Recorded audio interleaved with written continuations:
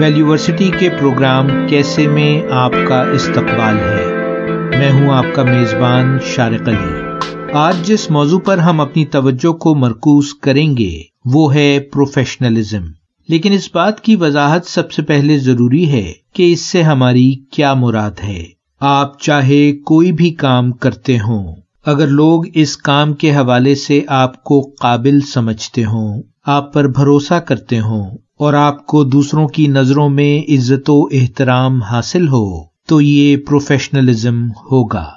کام کی نوعیت کیسی بھی ہو، کارکن کا رویہ اس شعبے کو پروفیشنل بناتا ہے۔ تو آئیے دیکھتے ہیں کہ وہ کیا خصوصیات ہیں کہ جن کی موجودگی یا غیر موجودگی اس بات کا فیصلہ کرتی ہے کہ کوئی کارکن پروفیشنل ہے یا نہیں۔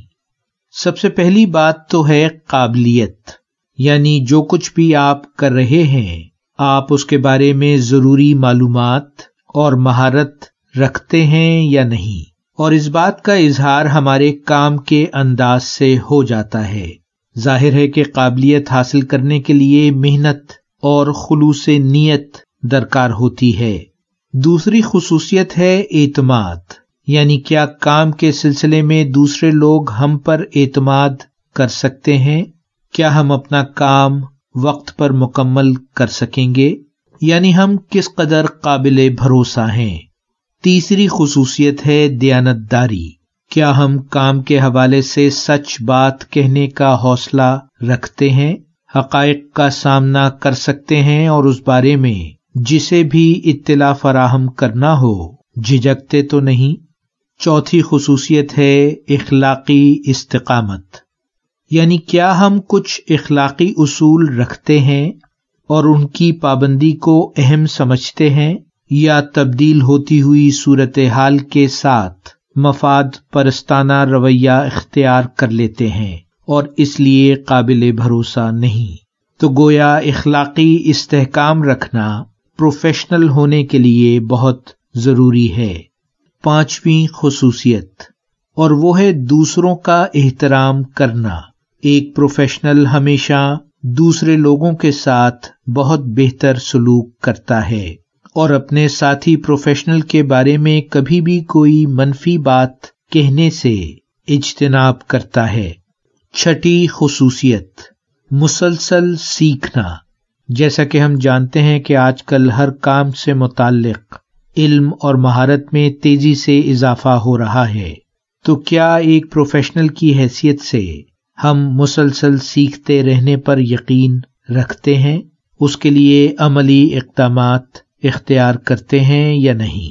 ساتویں خصوصیت ہے مثبت طرز فکر۔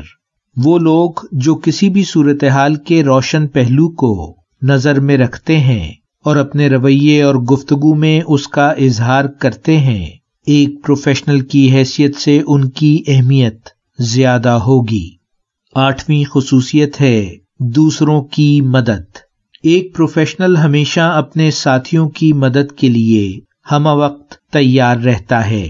وہ اپنے کام کے آغاز کے لیے وقت پر پہنچتا ہے اور اپنے حصے کے کام کو مناسب طور پر سر انجام دینے کی مسلسل کوشش کرتا ہے۔ باہمی مدد کے بغیر ظاہر ہے کہ کوئی بھی بڑا کام ممکن نہیں۔ نویں خصوصیت، کام پر مرکوز توجہ۔